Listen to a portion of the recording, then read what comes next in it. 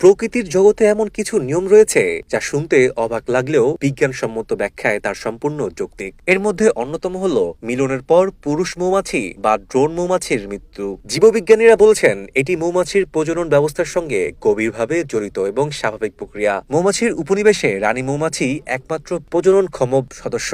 নতুন প্রজন্ম নিশ্চিত করতে রানী মৌমাছি জীবনে একবারই মিলন অংশ নেন, যা সাধারণত আকাশে উড্ডয়নরত অবস্থায় ঘটে। এ সময় একাধিক ড্রোন মৌমাছি রানীর সঙ্গে মিলনের চেষ্টা করে। যারা শারীরিকভাবে শক্তিশালী ও সক্ষম তারাই সফল হয়। বিশেষজ্ঞদের মতে মিলনের সময় ড্রোন মৌমাছির প্রজনন অঙ্গ রানী মৌমাছির দেহের ভেতরে প্রবেশ করে। মিলন সম্পন্ন হওয়ার পর সেই অঙ্গটি ড্রোনের শরীর থেকে ছিঁড়ে যায় এবং রানীর দেহে আটকে থাকে। এতে ড্রোনের শরীর ভেতরে মারাত্মক ক্ষত সৃষ্টি হয়, যার ফলে অল্প সময়ের মধ্যেই তার মৃত্যু ঘটে। গবেষণায় দেখা গেছে ড্রোন মৌমাছির শরীরের গঠন এমনভাবে তৈরি যে এই ক্ষত থেকে তার বেঁচে ফেরার কোনো সুযোগ থাকে না। ফলে মিলন সম্পূর্ণ হওয়াটাই তার জীবনের শেষ কাজ হয়ে দাঁড়ায়। বিজ্ঞানীরা এটিকে জৈবিক আত্মত্যাগ হিসেবেও উল্লেখ করেন। প্রকৃতির এই ব্যবস্থার একটি গুরুত্বপূর্ণ দিক হলো এর মাধ্যমে শক্তিশালী জিনের সংরক্ষণ নিশ্চিত হয়। কেবল সুস্থ ও সক্ষম ড্রোন মৌমাছি রানীর সঙ্গে মিলিত হতে পারে। এর ফলে রানী মৌমাছি একেবারে মিলনের মাধ্যমেই দীর্ঘ সময়ের জন্য ডিম নিষিক্ত করার সক্ষমতা অর্জন করে এবং পুরো মৌচাকের ভবিষ্যৎ সুরক্ষিত থাকে। বিশ্লেষকরা মনে করেন এই প্রক্রিয়া মৌমাছির সমাজের শৃঙ্খলা ও ভারসাম্য বজায় রাখতে গুরুত্বপূর্ণ ভূমিকা পালন করে।